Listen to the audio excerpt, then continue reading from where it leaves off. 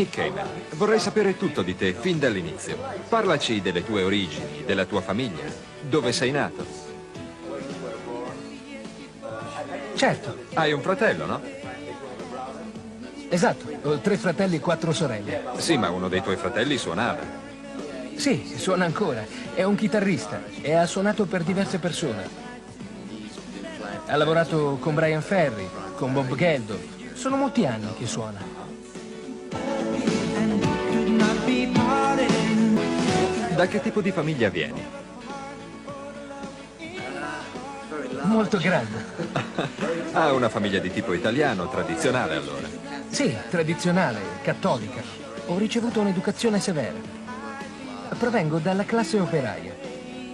La mia era una famiglia molto chiusa e all'antica. Sono cresciuto in una piccola cittadina di nome Harlow, che si trova nell'Essex, e ho vissuto in questa piccola città per 17 anni. Mi ritengo molto fortunato ad avere una famiglia così unita.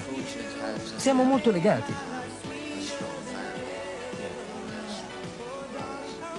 Com'è stato il tuo primo approccio con la musica?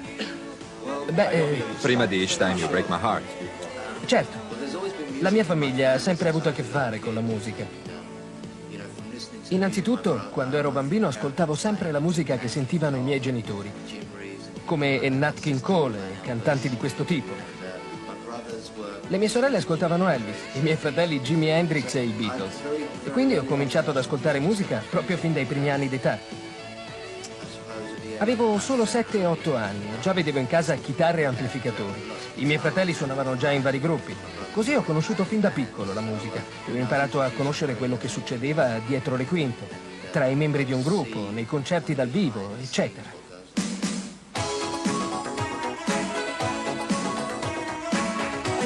Tutti sanno che hai cominciato con uno spot per una marca di jeans e Each Time You Break My Heart.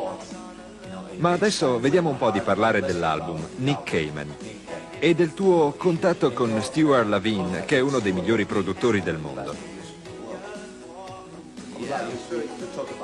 Certo, sono stato fortunato ad aver incontrato così presto Stuart. Siamo subito andati d'accordo e lui era molto interessato a quello che stavo facendo. Ascoltò i miei nastri e gli piacque molto ciò che facevo, quel genere tipo rhythm blues.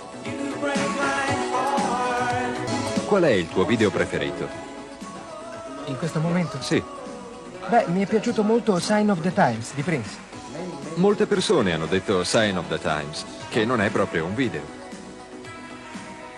Tu cosa ne pensi? Qual è il motivo per cui ti piace Sign of the Times? Per le parole o perché è così diverso?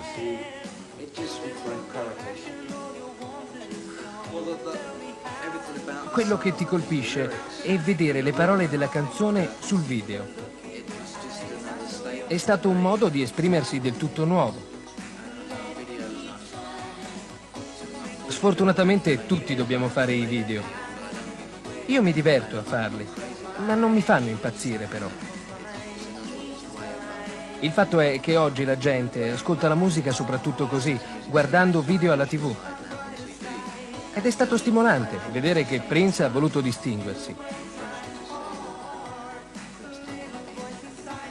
Non credo che volesse fare un video, ma doveva pur farne uno.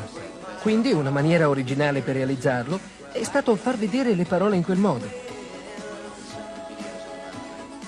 E ci sono così tanti video tutti uguali oggi. Beh, credo che presto qualcosa dovrà cambiare.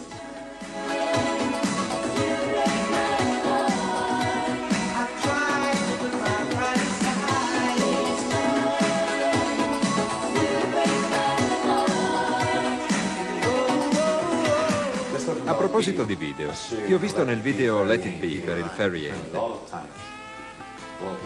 Che cosa puoi dirci di quell'esperienza? Com'è cominciata? Beh, io mi trovavo a Stoccolma in quel periodo e ricevetti una telefonata da Londra. Mi Era dissero... per beneficenza.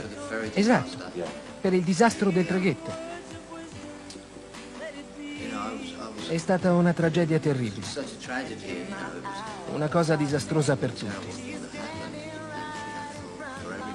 Era il minimo che potessi fare. Non ho esitato un secondo. Partii da Stoccolma, dove stavo organizzando la promozione.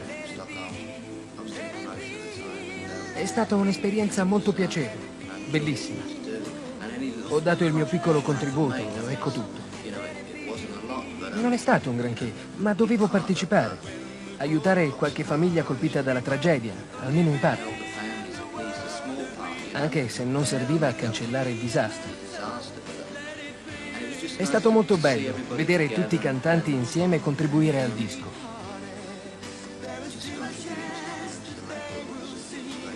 È stato molto bello vedere che hanno partecipato così tante persone, come Boy George, Bananarama e molti altri. Let it be, let it be, let it be. There will be an answer, let it be. Tu sei molto legato a Boy George. Come lo hai conosciuto? Lo hai incontrato lì? No, avevo incontrato Boy George altre volte in passato. E durante la produzione del mio album e del suo. Stuart ha prodotto entrambi gli album. E così ho passato un po' di tempo nello studio mentre faceva il suo. E viceversa lui è venuto da me qualche volta mentre terminavo il mio. È un ragazzo molto simpatico. È meraviglioso rivederlo perfettamente in forma. Vorresti mandare un saluto al pubblico di DJ Television? Certo. Voglio salutare tutti i telespettatori di DJ Television. E voglio ringraziare tutti per avermi seguito e per aver acquistato i miei dischi. E mando a tutti il mio affetto. Spero di rivedervi, tutti, molto presto.